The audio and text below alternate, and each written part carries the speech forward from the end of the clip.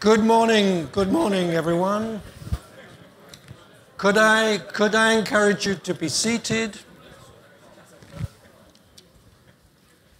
Welcome everyone to this morning's session, which is about the future of NATO. We've heard a lot about NATO at this conference in a number of different sessions, not only in the context of the Baltic Sea, but also against the background of relations with the United States. Even without the events in Ukraine, it was time to review NATO's future, and that'll take place at the summit in Cardiff in early September.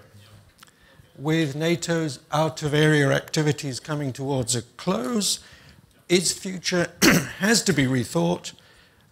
And of course, events here in the Baltic region, Russia's simulated attacks have been a wake-up call. But on top of that, Russia's recent actions in Eastern Europe have given us a big shock.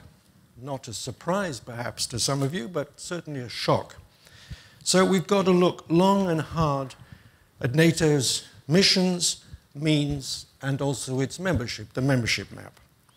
And so this morning's session is really, it's looking forward to Cardiff. So what should be discussed at Cardiff? That's what we want to examine. What should be decided at Cardiff? What I can tell you is this, that many good things have come out of Cardiff. You should ask my dear old mother. I was born there. So now it's over to the panelists. I'll just introduce them very briefly. We've got a very eminent team, beginning with Ben Hodges, who's a distinguished American soldier. Lieutenant General Hodges has served in many capacities in the US Army, including in Afghanistan, and he's now commander of Allied Land Command based in Turkey. Luke Coffey is a truly transatlantic person. He's worked in Britain in the Parliament and as an advisor to a British Minister of Defense, and he's now at the Heritage Foundation in Washington. Dietmar Stüdemann is an eminent German diplomat who's served in Moscow twice, Vienna, Athens, and as ambassador in Ukraine, after which he had a spell as advisor to Ukraine's president. And then we have Lauri Lepik, who is Estonia's ambassador to NATO. He has long experience of defense policy and of the organization, and he's also served in Washington and as ambassador to Ukraine and Moldova. So we have a team here who have a lot to tell us, and it's over to you first, Ben Hodges. Graham, thank you very much. What I'd like to do is give you some homework, some things that I need you to do that involve political will to help make sure that the alliance remains the most successful alliance in the history of the world.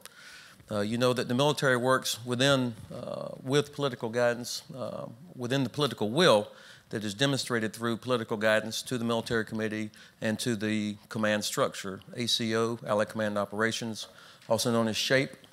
That's where my boss works, General Breedlove, who is SACEUR, Supreme Allied Commander Europe, and of course, Allied Command Transformation, which is the other four-star headquarters in Norfolk, Virginia. So that political will that's expressed through political guidance is what determines what we can do.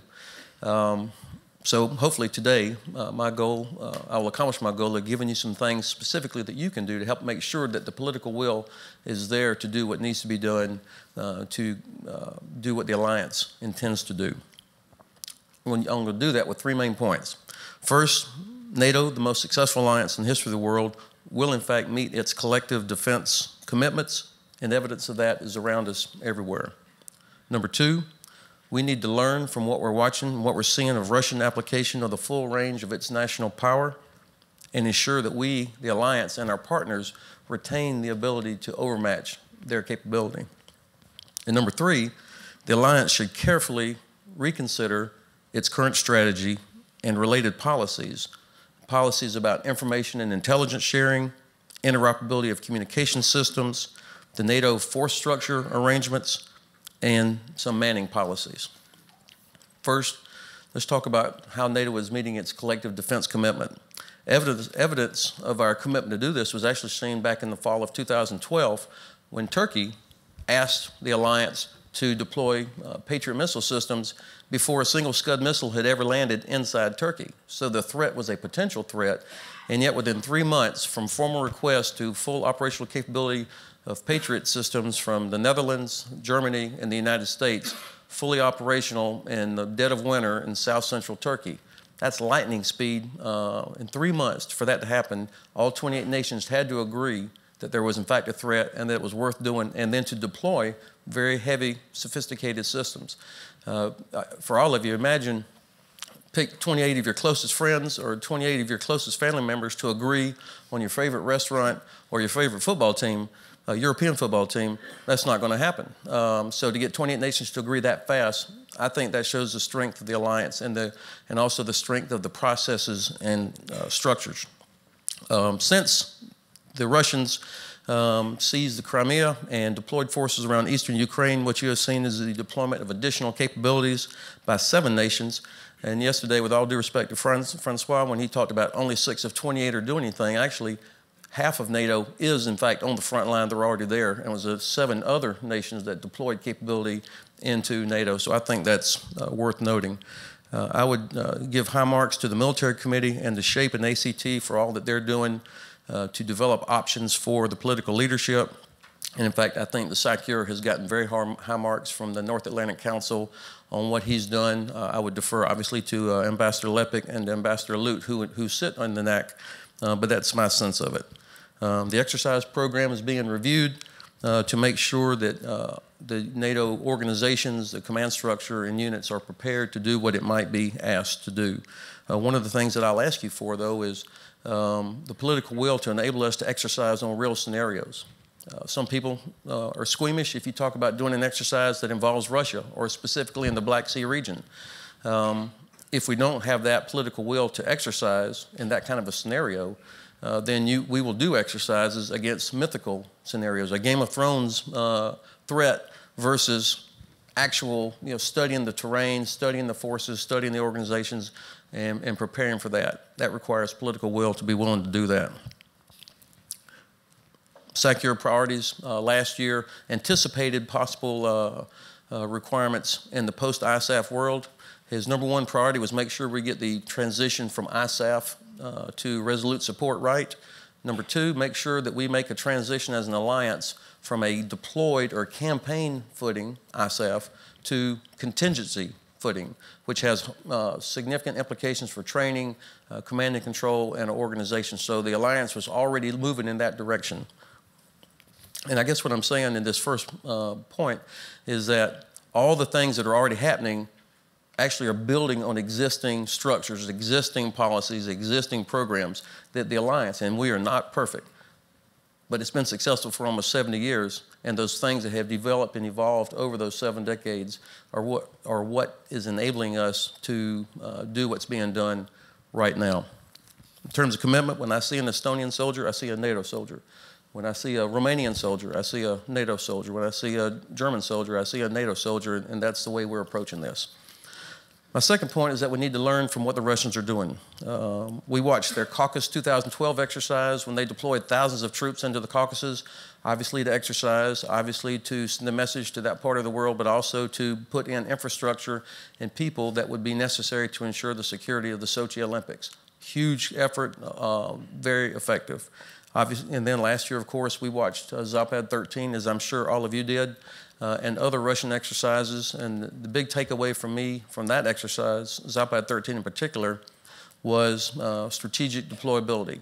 The ability to move thousands of soldiers, lots of equipment, long distances, and get it where it needs to be.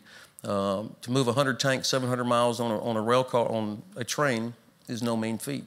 That was one of the things they practiced. And of course, when you see helicopters, there's a massive logistics element that comes in behind that. So these are things that they've demonstrated and they've practiced. I watch, like you do, I see Russian soldiers. I look at equipment. They're all in uniform. Take 20 teenagers, try to keep them in uniform wearing the same thing. Now, that is hard, but that's what they're doing. So when you see 40,000 troops, those are not Spetsnaz, those are regular soldiers, including conscripts, and they've got them all in good equipment, standing uniform, vehicles, modern equipment, I've been impressed with what I've seen, and again, the logistics that goes behind this.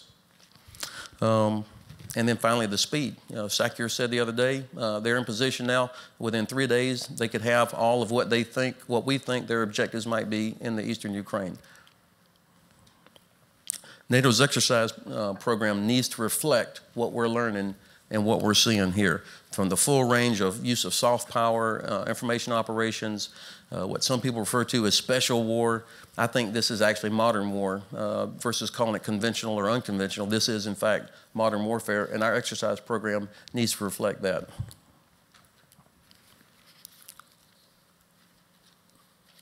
Now, how you view the threat or the situation probably depends on where you live. I was at and people where we are today are not squeamish about that. You are right here. You deal with it. I was in Kielce, Poland last summer at a defense industry show, and I ran into a Polish friend of mine, great general officer, and I said, Bodisław, what are you looking for? I mean, I was interested in what he was thinking about at this defense industry show. He said, Ben, I'm looking for an anti-tank system that'll kill a Russian tank at 2 kilometers. He didn't talk about a threat tank or some enemy, or he said, I'm looking for a system that will kill a Russian tank at 2 kilometers. So this is very real for him. However, if you move farther to the west or to the south, when you talk to military leaders or political leaders, what's the number one concern you have? It's immigration from North Africa and so on. So the alliance, I think when you think about the divergent concerns and divergent views, the fact is the alliance has moved very quickly and has stayed together. You've seen a solidarity that on this that I think is worth noting and worth encouraging and recognizing, but it will not last forever. And so the deployment of the U.S. forces, for example, the airborne infantry company that will be arriving tomorrow here in Estonia, that's not going to stay forever. And I think if General Breedlove were here, and I'm not his spokesman, but if he were here, he would probably say that the U.S. Congress is going to be watching closely to see do other nations move forward to join that as part of this assurance effort, and then as it grows into a deterrent capability. Finally, my third point, and I will stop, is a review of the current strategy and policies. I think it's certainly time for that. As an American, we don't need 250,000 U.S. troops here like we had when I was a lieutenant in 1981. However, we are very, very close to having not enough to do what needs to be done. Those paratroopers that are arriving in Latvia, Lithuania, Estonia, and Poland, you could eventually deploy that from Fort Bragg, North Carolina, but it would have taken weeks and weeks and weeks to do all the work that needed to be done to make the arrangements. Instead, what our forward stationing policies have enabled the United States to do is to have relationships that allow us to make this kind of deployment very quickly. General Campbell, who is the current commander of U.S. Army Europe, has a great phrase. He says, you cannot surge trust and you cannot surge relationships. Those things take time. They come from deploying together, training together, arguing with each other. Now, by the way, his deputy, Rich Longo, is here on the front row. Rich is here because of the U.S. Troopers that are arriving tomorrow, and I would certainly defer to Rich. You've had specific questions about that. The regionally aligned force, the U.S. Army's effort to get a heavy brigade rotating to Europe back and forth, they're already beginning to arrive, and they have access to heavy systems as well. 2 policies that need to be addressed. Information and intelligence sharing. We had the same lesson after 10 years in Iraq and Afghanistan, and we still don't quite have it right. The technology exists for all of us to protect our systems, our national security systems, and still be able to share intelligence. And I would ask that you keep putting the pressure on the NAC to make sure that the alliance does that. We are always going to be with each other. You cannot, if the U.S. puts 30,000 troops under a British commander, he ought to have access to SIPR. That's a policy decision that needs to be made, and that's the kind of thing that should be sorted out ahead of time. And in the same vein, communications interoperability, because we're always going to be put together, and you can still protect your own defense industry, and every nation should, but it's policy decisions about gateways and allowing information to move from one system to another so that we can, in fact, be effective as an alliance. Thank you.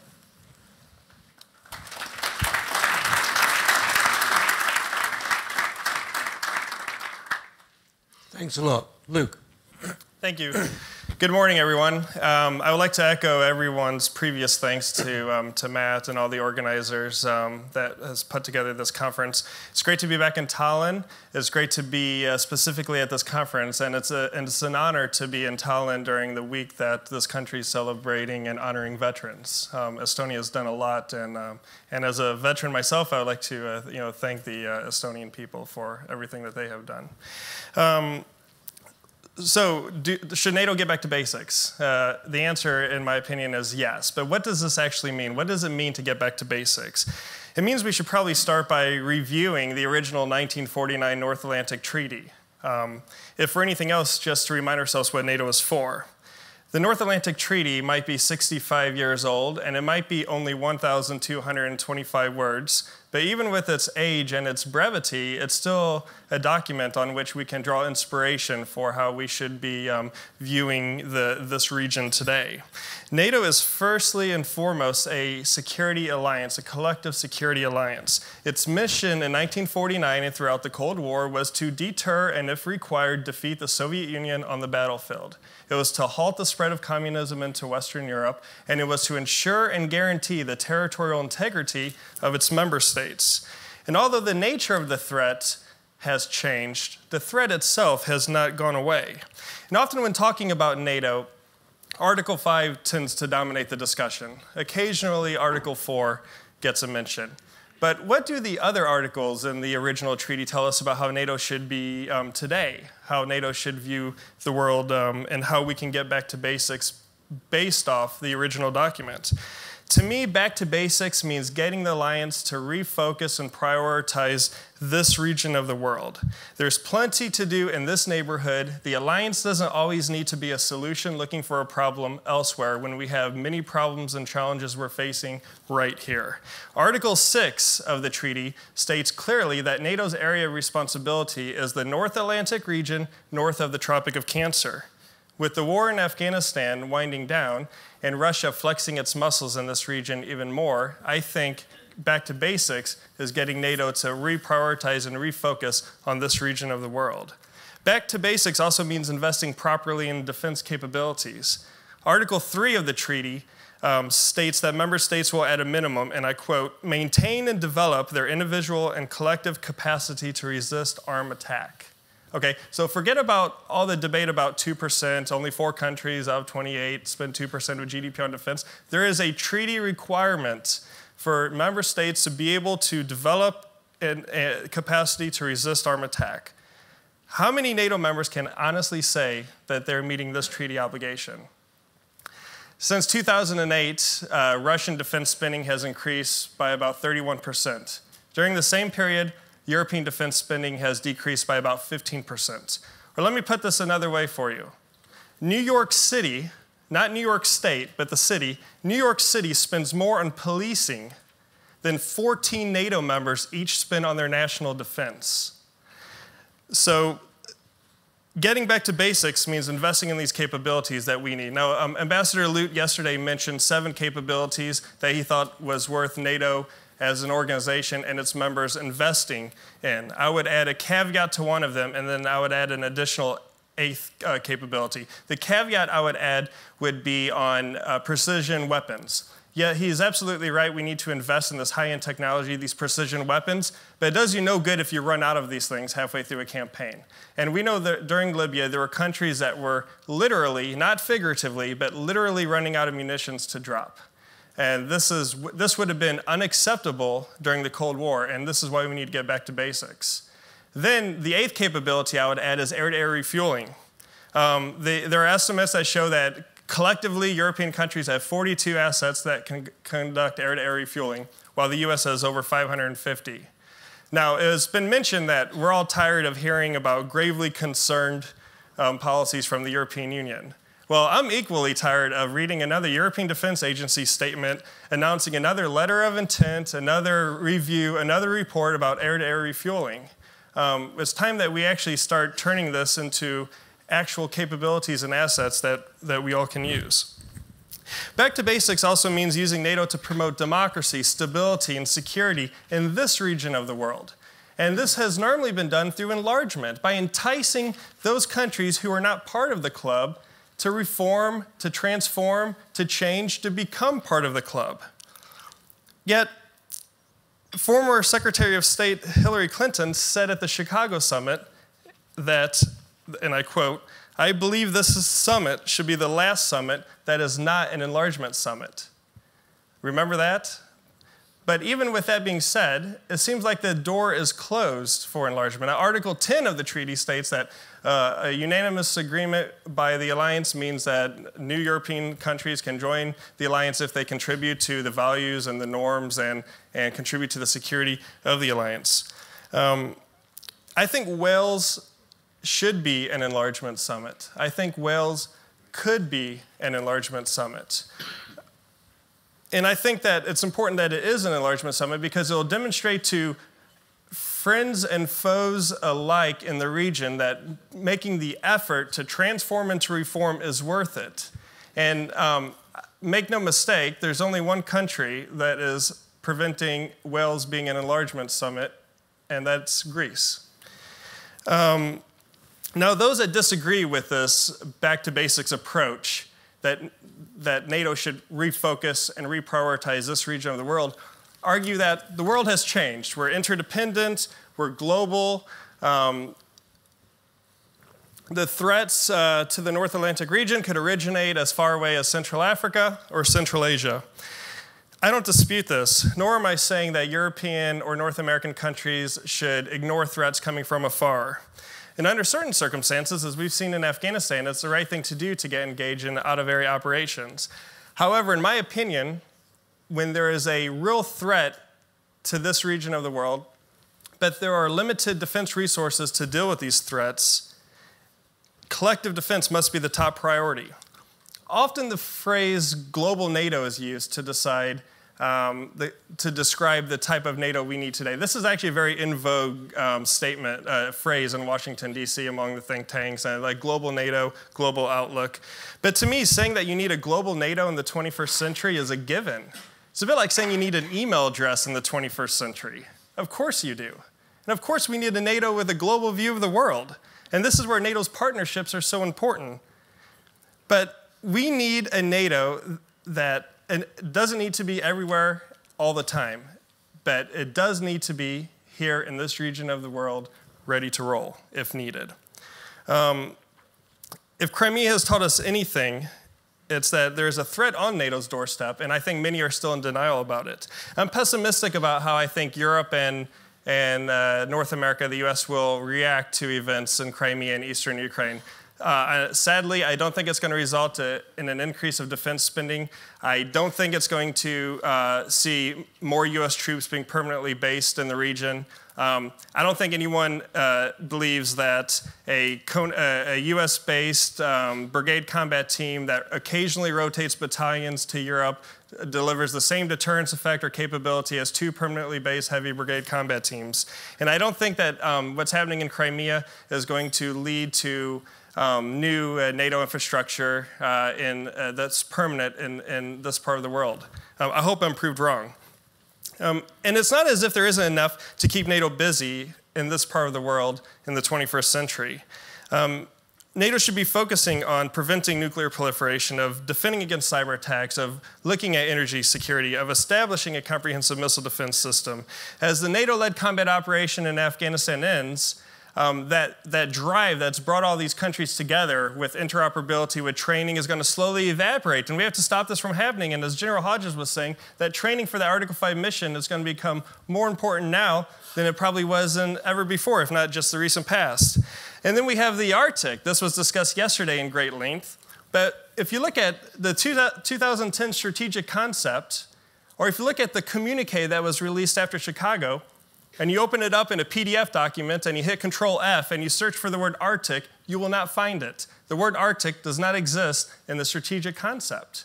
But yet this is supposed to be a new challenge that the alliance is supposed to face. And then there are other challenges like Russia. In a way that seems completely inconceivable to those sitting in our think tanks in London or Paris or Washington, D.C., there are those in this part of NATO's alliance that feel that their security is under threat by Russia. And for those NATO members that was part of the Soviet Union or under the rule of the Soviet Union during the Cold War, this is viewed as an existential threat. And it seems to me that everybody is moving west when we need to be looking east. We have 10,000 US soldiers moving west out of Europe. We have 10,000 British soldiers moving west out of Germany, while we have thousands of Russian soldiers moving west into Ukraine. It's often said that NATO needs to be global because we should not defend at the goal line. But the problem is, we can't even defend at the goal line in Eastern Europe. There's a case to be made for more permanent NATO structures in this part of Europe. This is getting back to basics. Having the military force that you need where you need it is getting back to basics. I agree with Radek Sikorski when he said a few weeks ago that it's shameful Poland has been a member of NATO for 15 years and the only permanent NATO structure he has in his country is a conference center. And it's clearly time that NATO reviews, if not just throws away, this gentleman's agreement with Russia from 1997 that we will not base permanently NATO assets or soldiers or forces in this region of the world. The Russia of 1997 is not the Russia of 2014. And it's time that this is reviewed. Now, some would argue that this behavior would be provocative. This is not provocation. This is a response. A provocation is annexing part of your neighbor. Any response that NATO makes to this would be a credible reaction to defend the territorial integrity of the alliance and to deter Russia from moving in further west into Europe. It's not about liberating Crimea or provoking a war with Russia. It's about collective defense and security. And I can promise you it will be far easier deterring Russia and defending the Baltics than it will be liberating them. Then there are the threats of NATO's territorial integrity that the alliance is not ready for, or it's not prepared for. Perhaps the biggest threat to this region of the world are not Russian tanks rolling across the border, but the Russian money, the propaganda, the establishment of NGOs and other advocacy groups, which all have the same goal of undermining the legitimate state. And thanks to 21st century technology, this is made easier. And how is NATO going to respond to this? But there's also a back to basics approach to this too. Let's not forget that one of the reasons stated in the 1949 treaty that a member state can invoke Article 4 is if their political independence is under threat. Political independence is the phrase used in Article 4 of the treaty. And thanks to Russian behavior in this region of the world, there are countries inside the alliance right now that have their political independence under threat. So making NATO focus on collective defense is getting back to basics. It doesn't mean that conflict prevention in Africa or counter-piracy off the Horn of Africa are not important, but we should be able to walk and chew gum at the same time. And we should not give ourselves a false sense of security by conducting these out-of-area missions while neglecting the main mission that is not only the heart of NATO, but it's the #1 sovereign obligation of every member state, and that is defense of the realm. I'm afraid that we are having trouble just doing the basics. So yes, I think NATO does need to get back to basics. I think the original 1949 treaty is a good place to start. And I will conclude by proposing that the very first act at the summit in Wales should be an out loud reading of the North Atlantic Treaty. Thank you.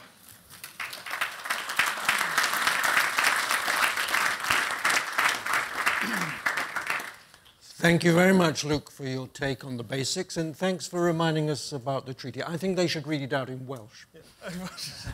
Ambassador Stüdemann. French and English will do, I think. Ambassador Stüdemann. Yeah, thank you very much. I'm pleased to share my thoughts with you this morning.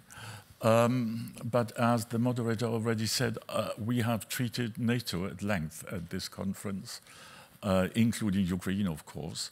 And I think everything we tend to tell you is a sort of summing up of all the arguments we had already on the table. I couldn't agree more with my neighbor on the right, despite the fact that I have a little bit of a doubt whether the topic called Back to Basics so it really leads us into the right direction. You see, Back to Basics definitely does not mean to jump a second time into the water of the same river. The background, the historical developments, of our world have changed. NATO turned 65 these days.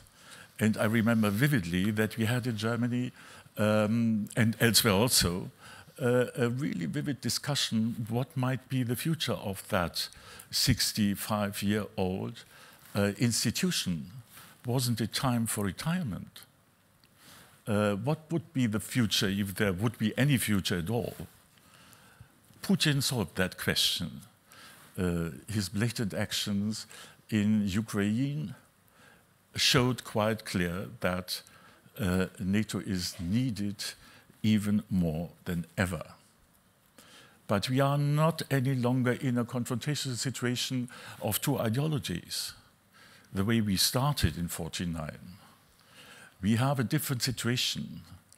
It is a confrontation not started by us, but by a state, by a leadership going for power and zones of specific interest. NATO evolved in various phases. The first, of course, was defense of Western Europe against attacks of large Soviet-led troops. That was, so to say, the guiding line up to the end of the Cold War and the end of the division of Europe. That changed in 1989, and NATO's new role became to be supportive to those new democracy in Eastern and Central Europe who had introduced needed military, economic, and political reforms to become real members of a Europe whole, peaceful and democratic. Over a decade of 20 years, NATO enlarged this way into 28 members, starting from 12. A new role had to be explored after NATO successfully helped to create prosperous democracies in this part of the world. So we looked for military operations out of area that is far from home. At stages we had 150,000 troops deployed over 3 continents.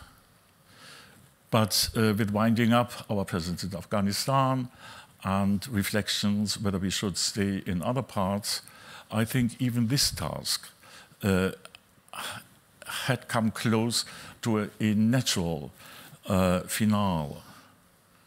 And now, Putin, the annexation of the Crimean Peninsula, the enunciation of, as one tends to call it, a new Putin doctrine to defend the interests of ethnic Russians, Russian-speaking people,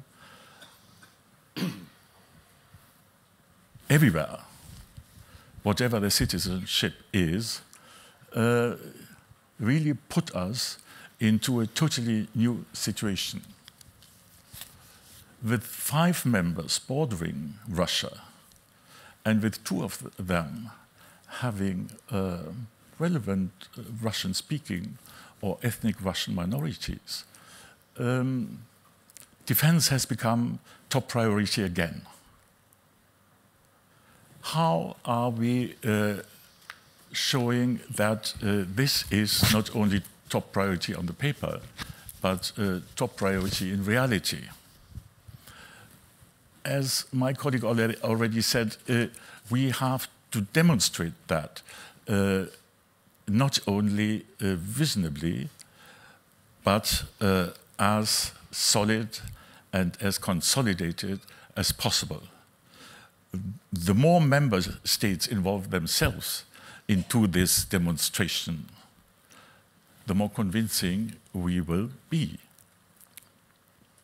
Second, it seems to me that we really should consider lifting the self-imposed restriction on deploying substantial combat forces to Allied territory east.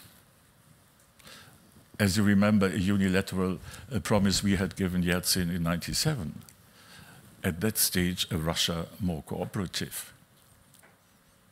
I think collective defense must rest on sound plans, forward deployment of real capabilities, and we have to demonstrate that. Whether forward deployment is going to happen immediately, I think it has to happen pretty soon. Third element of this new role, we have to think about the necessity extending stability further. That means through enlargement. Whether the next summit should be an enlargement summit or whether the summit to come has to discuss and to solve that question. Honestly, I don't know. I think in principle, it is extremely necessary to foster economic prosperity and democratic governance, really to make sure this stability, which is our goal. I think one day membership for further countries should be in the offing, but I have my doubts whether that is at that moment or in a year's time the right moment. We do live in a rather tense political situation. And I stress political, despite the fact that it is also a tense military situation. Some of those countries we have in mind are in poor shape. Would it be helpful to give that signal right now already, or still more, not only to discuss it, but to solve it at this stage? And the third element of NATO's future, and this I would call it not back to basics, but new role on the basis of made experiences, is the operational side. It goes without saying that we have to spend more money. If we really are prepared to invest in capabilities that will bolster deterrence, we have to put more into our NATO budgets. That goes without saying. That is NATO. Let me have, with my Ukrainian background at the end, still a word on Ukraine. It seems to me that Ukraine, not being a NATO member, but nevertheless a country with whom we share a rather intensive partnership. Over the years, it was shaped, and I think it worked quite successfully. If you look into the younger generation of the Ukraine military, it is quite clear that this partnership and this specific exercises, projects, had made a positive impact. And at that rather difficult situation of the country, it seems to me that we should focus on that, and that we should show that, and that we should, if possible, do more. A second remark with respect to Ukraine. It seems to me the country in that unstable situation, so it's really standing with the back to the wall, being unable to return to the old system, that really has itself lived out. You see, this old kleptocratic, as we used to call it, system has come to a natural end. So there is only a future of a country confronted with the necessity to create a new political system, creating democratic institutions. What we had up to now, it was all labeled. You see opposition parties, parliament, the constitutional court, the judiciary, whatever you have in mind. What didn't exist, and that made it so dramatic and put the country into this dramatic downturn, is the total absence of control mechanisms. Power has to be presented by the sovereign, the people, for a certain period, limited, under control, and divided. And nothing of that did exist in Ukraine, and, in brackets, does exist in Russia. That is something we really have to keep in mind, and where we are, I think, asked to be supportive. So what is needed with respect to NATO and NATO members is advice. We need advisory groups in the relevant political and, first of all, military institutions.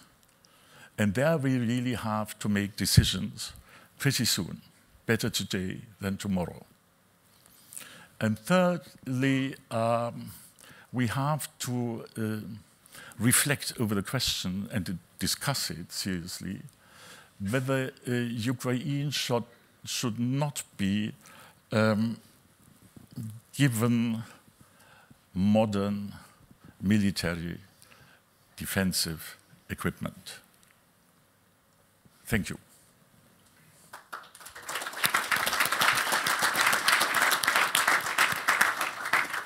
Thank you very much, Ambassador, for that very important take on the political environment, not only in our member states, but also in our neighbor Ukraine. Ambassador Lepik. Thanks very much, and thanks, Pauli, and the organizers of having me here in this panel. It is sitting between the rock and the hard place. A sitting ambassador in NATO, lecturing all my instructing authorities who are in the front row what NATO is and what the future should be. So, let me give you just my very personal outline to the question, back to the basics. And where are we? What's my feel? What's my take based on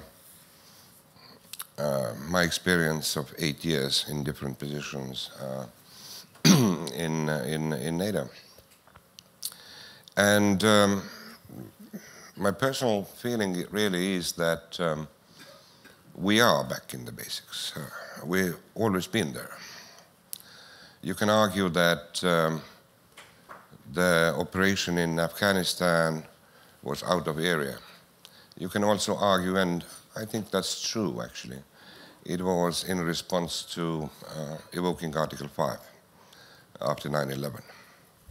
It's not clear, of course, there is no legal line and correlation to that, but I think emotionally and politically, there's very clear relationship to that. So NATO nations, actually allies, have done collective defense out of area and in the area for a long time. In that sense, I believe that NATO's business is business as usual, and it will continue. The dramatic thing, of course, is that the relationship with Russia is not business as usual. That doesn't really mean that we have to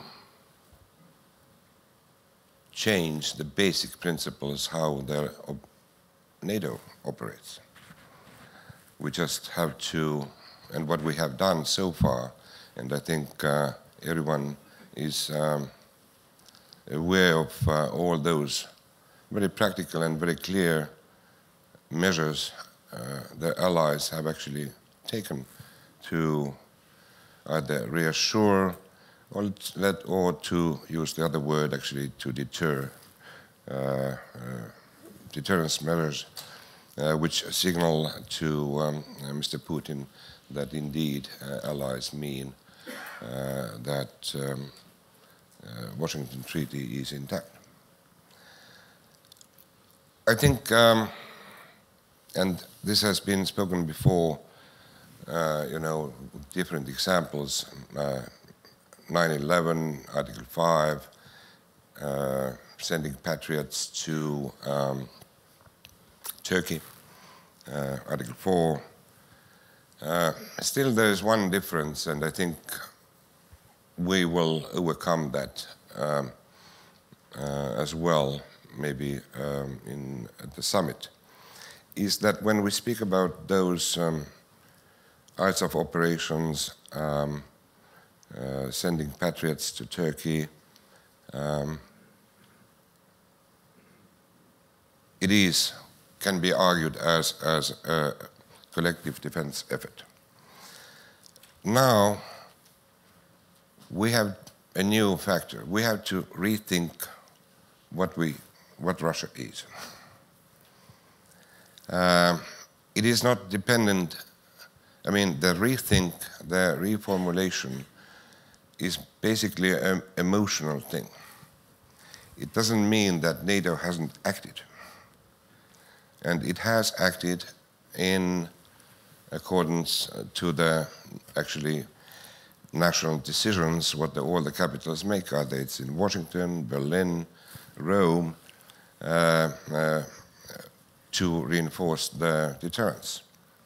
But I think we have to, at some point, and this is not important, but this is sort of secondary thing, we have still to rethink how the West will look at Russia. Over the past 20 years, of course, we have created volumes of papers where we have described our wishful thinking, which never matured, but the paperwork still exists. And this is not important in that sense that we should throw the papers out. But it is just a bit difficult to readjust, I think, our relationship or our view towards Russia as it is now under Mr. Putin. That said, I am not in a position, and I always argue that we shouldn't, you know, go into the discussion at NAC of what Russia is or not. This will be secondary. In NAC, everyone has agreed that there's a danger out there, there's unpredictability, that we have to take measures which we have taken. There will be a number of measures which we will take pretty soon, and we finalize that during the summit. So I think NATO is doing the right thing. I'm very confident that NATO will continue to do the right thing. What are the practicalities? You know, we can see that from the presence on the ground, etc., etc. But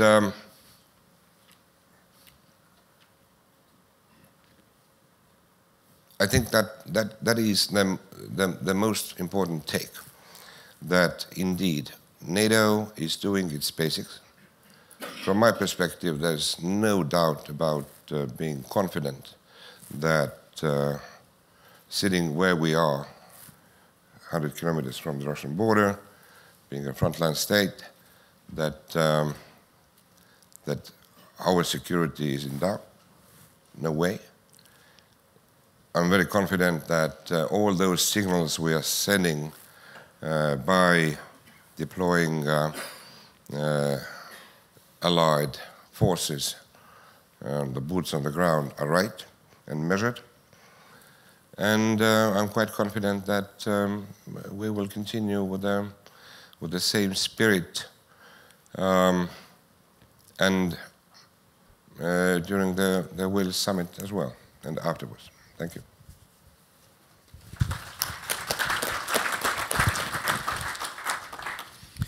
Thank you very much indeed, Ambassador. Now, ladies and gentlemen, it's your chance to say what you think, to make comments, to ask questions.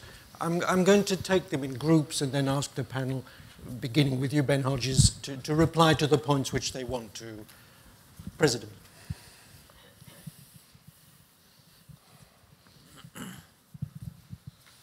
Thank you. I just wanted to take off on one of Luke Coffey's points that he raised that I think has received really insufficient attention in all of this.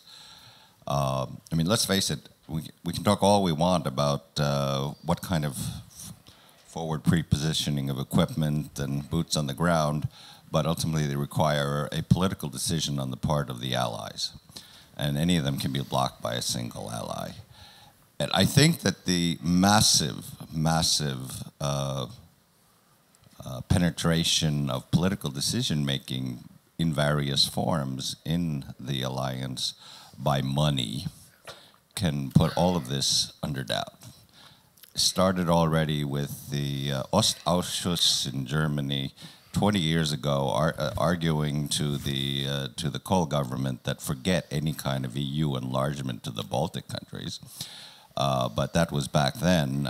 Today, there are a whole range of things, from the photograph published in whichever British paper it was of why it is that the UK should not, the government paper on why the UK shouldn't allow sanctions that would affect the financial, well, the London City, to all kinds of countries that have been very, very lukewarm on doing anything. What's especially interesting and telling to me in this regard was there was a, and I mentioned this Friday, I think, but I believe it was the Telegraph published a kind of a graph of countries' positions on what's going on in Russia and plotted it against their dependence upon official trade with Russia. And it turned out that countries like Estonia, Latvia, Lithuania, whose official dependence is far greater, actually have a fairly strong position on this. And all kinds of countries that officially have very little dependence upon the Russian economy have a much different position. And we can talk about the lobbying efforts of ENI, well, I'm not going to name them all, but the point is, it makes me fairly worried when I see that countries that officially have no real dependence upon Russian trade being far more concerned about imposing sanctions than countries whose public dependence is much greater. Which leads me to believe that there's a lot of funny stuff going on. And I wouldn't want to give it a name. You can all imagine what the names are. But anyway, the point is that there's something funny going on here. And so we're not seeing the ideological subversion that people feared, or that was talked about during the McCarthy era. This is not ideological. I mean, it's money.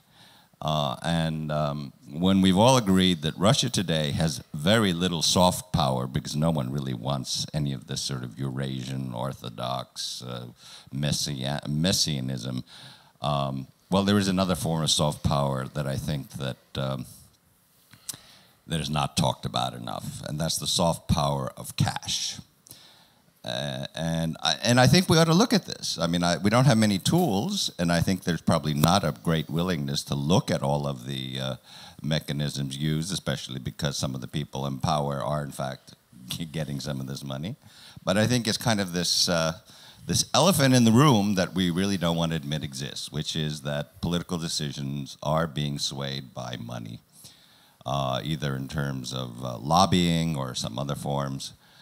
I think that among the tools we do have is the U.S. Al-Qaeda money laundering legislation that actually can be used.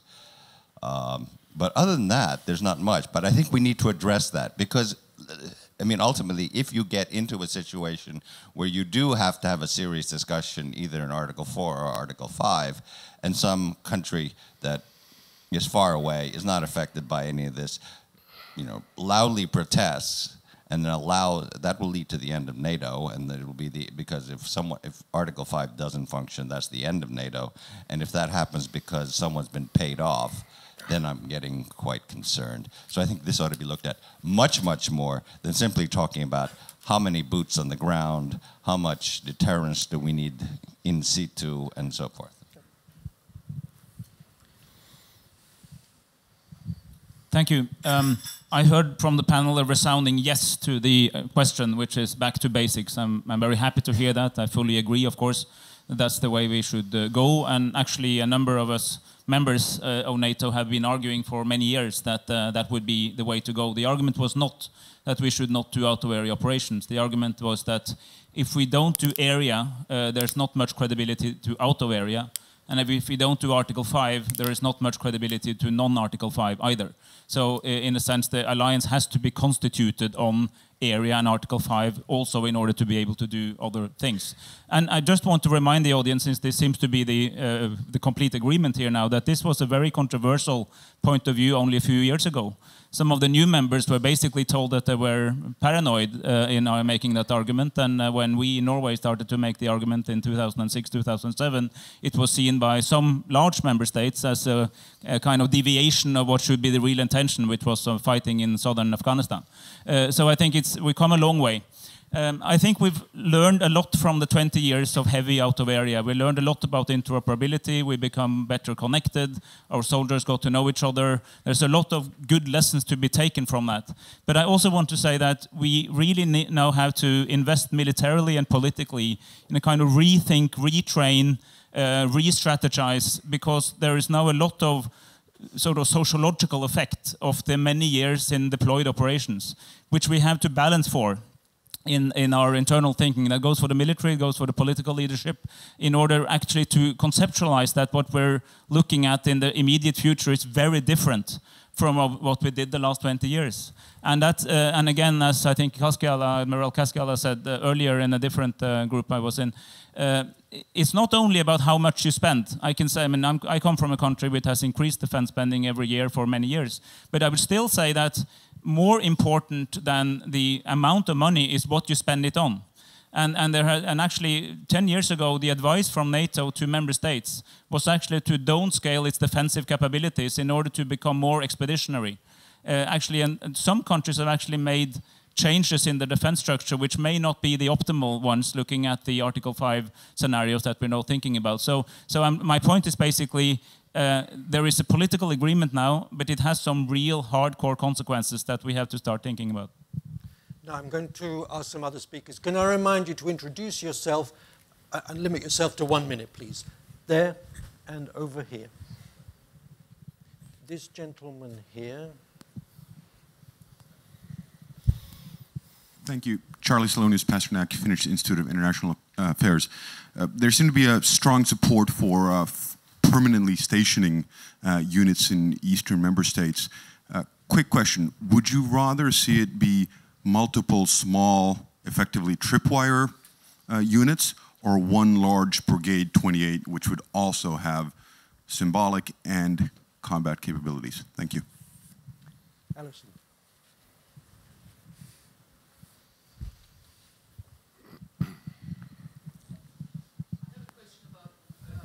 Nuclear policy, which is the bottom line of our deterrence, but it's also linked with conventional force posture. In the Cold War, we realized that having units up front as a nuclear tripwire was actually not very clever. And we devised a very complex system of flexible response to make sure that we would not be deterred from using nuclear weapons in the event of aggression. Don't you think that the alliance now seriously needs to revise its nuclear posture as well to match the new emphasis? And missile defense. Will we now set that aside because the US has always insisted it's not about Russia? Or will we decide that it should be continued and it should be about Russia? Thank you. One more speaker from the front row here.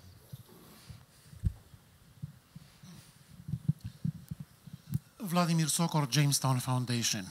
Regarding the enlargement summit, you can have an enlargement summit with Macedonia.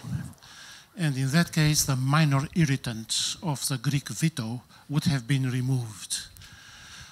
But the credibility of the open door does not rest on the case of Macedonia. It rests on the membership action plan for Georgia. That would be the real test of the open door policy. And I'd like to hear from the panel, what is the outlook in this regard? And about back to basics. NATO, or rather the case of Ukraine, has confirmed, not revealed, but reconfirmed that there is a deep security vacuum throughout NATO's eastern neighborhood. Immersed in distant expeditionary operations, the alliance has neglected the security in its own immediate neighborhood. Developing a neighborhood policy would be back to basics. We remember how productive cooperation was between NATO and Ukraine during the presidency of Leonid Kuchma. That was the golden era of NATO-Ukraine cooperation. It was disorganized by the effects of the Orange Revolution, which disorganized the Ukrainian statehood as such. What does NATO intend to do to address the vast security vacuum in its direct neighborhood? Thank you. Over to you, panel, beginning with you, Lieutenant General. Well, thanks for 10 really easy questions. Let me address the money part first, if I could. From this perspective, we don't want to get locked in on the Ukraine and Crimea, actually, but stepping back and looking at an assessment of what is Russia's strategy and what is the strategy of the alliance and our partners. And I think when you start stepping back, you do, and you think about it in terms of money versus ideological conflict. It will cause you to look at the Danube River, the Black Sea region in a whole different way. The opportunity for Russia to influence all the way into the heart of Europe, as far as Germany, when you think about the commerce, the economic impact of the Danube, what that will do. And obviously Turkey controlling the Bosphorus and Montreux Convention, I think that's all tied very much to money. So I would absolutely not argue with you about the impact that has, and therefore, you know, we need to make sure our strategy addresses that. And so then that goes to, do you have a different basing or stationing policies for the Black Sea region? I was in Bulgaria and Romania last week. You know, there are infrastructure. There is infrastructure that has been built there by the U.S. With those countries. They are working very hard to build a new training center there in Cincu in Romania. So there's potential there. The size of the unit, I don't think is necessarily the question as much as, you know, what is the effect that you want to achieve? Training, assurance, and also, frankly, the ability of the host nation to bear it. And of course, I've worked 3 times with the U.S. Congress, 3 different jobs, and I'll never forget hearing a senator on the Senate Armed Service Committee tell me, Ben, there is no way we are going to cut anybody from Fort when we got all those troops just sitting in motor pools in Germany.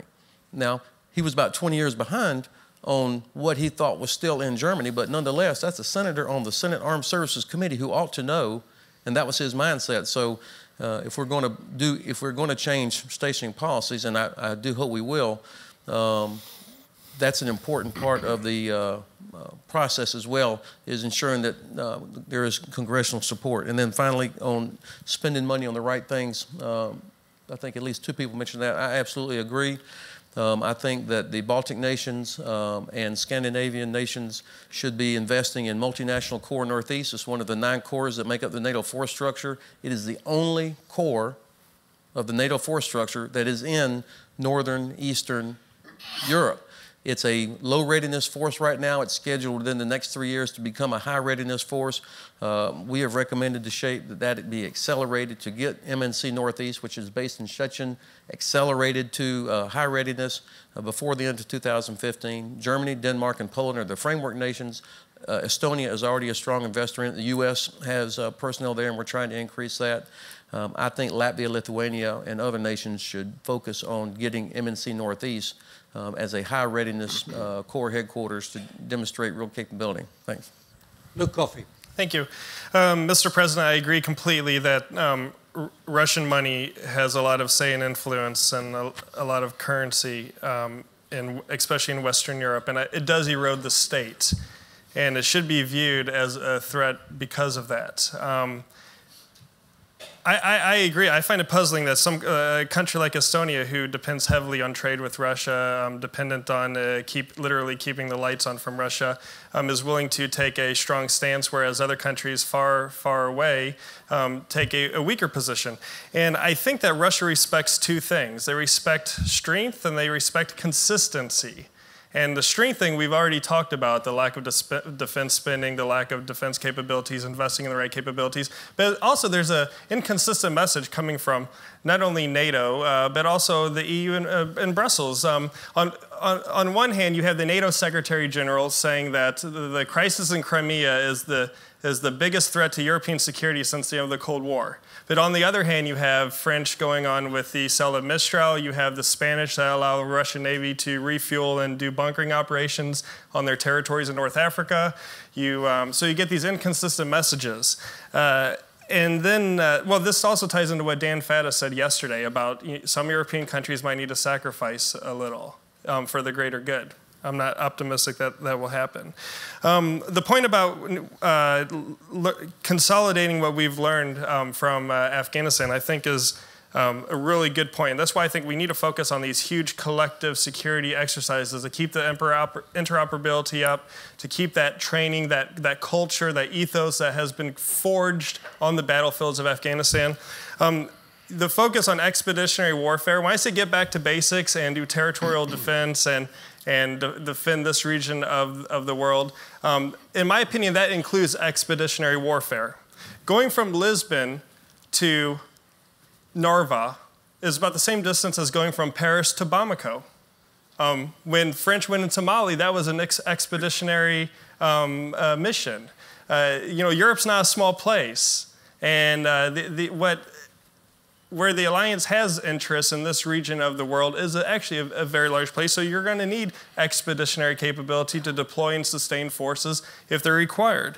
To Charlie's question, I think there needs to be a bigger presence in this part of the world that needs to accurately reflect the challenges and the threats that we face. I would leave it up to the experts to determine if it needs to be smaller forces or if it needs to be more of a symbolic big force. But nevertheless, I think we do need a bigger presence here. Regarding nuclear posture, I'm not an expert on this, and this gets very complex very quickly, but I will say that NATO is first and foremost a nuclear security alliance. This is written in the strategic concept. This is agreed in all the summit communiques. It is a nuclear alliance, and it needs to stay that way. With ballistic missile defense, I disagree with the Obama administration's decision to cancel Phase 4.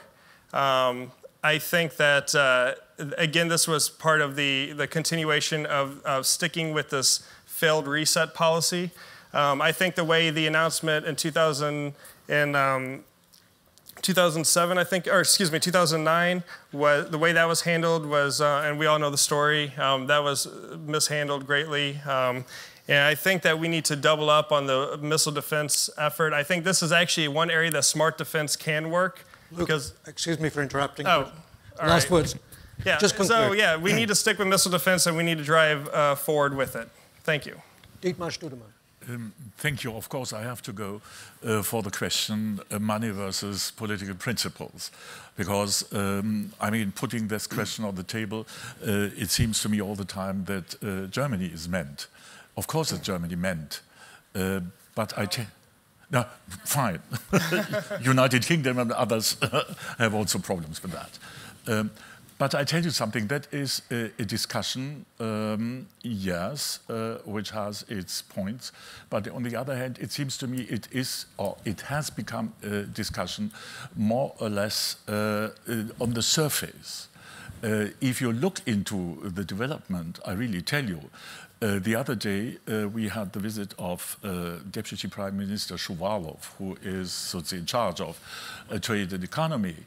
And he was accompanied by Mr. Christenko, who does the Eurasian Union.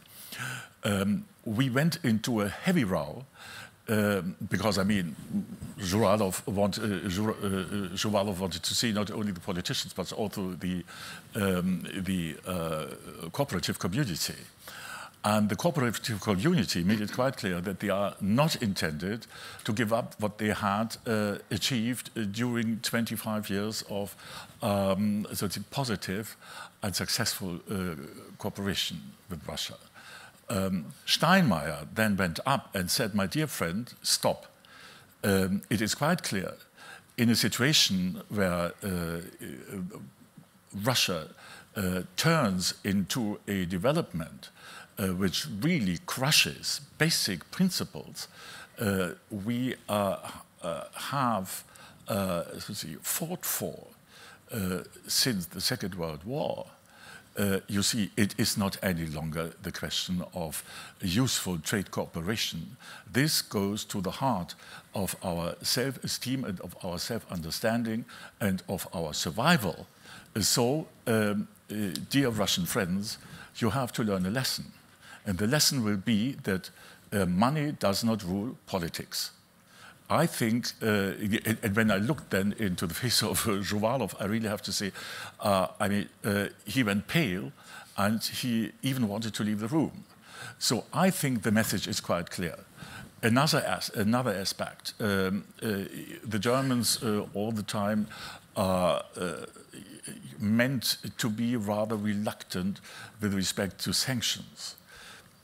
I said it already on another panel. We have, to put it more specifically, an unwritten agreement with our Polish friends. That is the good guy, bad girl game. Tusk has to fight for strict, strong, and really visible sanctions. Chancellor Merkel focuses on keeping channels open to the Russian side, despite the fact that up to now it really didn't bring anything. But nevertheless, I mean, you have to try in such a situation, even if you got more and more desperate, whether they are not only blind but also deaf on the other side of the telephone. But it seems to me in such a difficult situation, you have to do everything to keep talking. So the Germans are not reluctant about sanctions. Sanctions are going to come, deep-cutting sanctions are going to come if Russia behaves the way any longer as it does. But on the other hand, you really have to offer them a sort of opener in case they are going to become increasingly aware that they had made a mistake. And the Russians, with their complexes, have a big problem to go for face-saving solutions. And I think that is something we have to keep in the back of our mind. That is with respect to money. Mr. Sokol put, I think, an enormously important question, that is the security vacuum in the neighborhood, NATO neighborhood. I think there we made enormous mistakes. You are absolutely right that the cooperation between NATO and Ukraine was under Kuchma really the optimum. And it was Yushchenko and his constant infight with, he was simply unable to present and to lead the country. But that is another question I'm not going to broach, despite the fact that I had the pleasure to try to be of advice for a couple of times, but I departed and said to him, you see, it's useless. And you will see the consequences, and the consequences were and are Yanukovych. So Yushchenko was the door opener for Yanukovych. That is close to tragedy. But I think, nevertheless, the question is still on the table. And we really have seriously to reflect about that, as I said already in my statement, how we could encourage, improve, and foster that partnership with respect to neighborhood policy. Thank you. Okay. Lauri Lepik. Thanks very much. It's quite clear that I have to improve my reporting back to the capital on how NATO decision-making is influenced. But let me basically say that Berlin, Rome, Lisbon, three capitals who, among others, took the decision to reinforce the Baltic region with the assets, military assets, are among other allies who have actually done so. And the question really boils down to one simple thing. I think we are all united, 28 in NATO, on one question. We all want to avoid a situation where we have to sit around the table and discuss Article 5. We all do everything we can to avoid a situation where one ally is attacked. So whatever we do, and there is a consensus on that.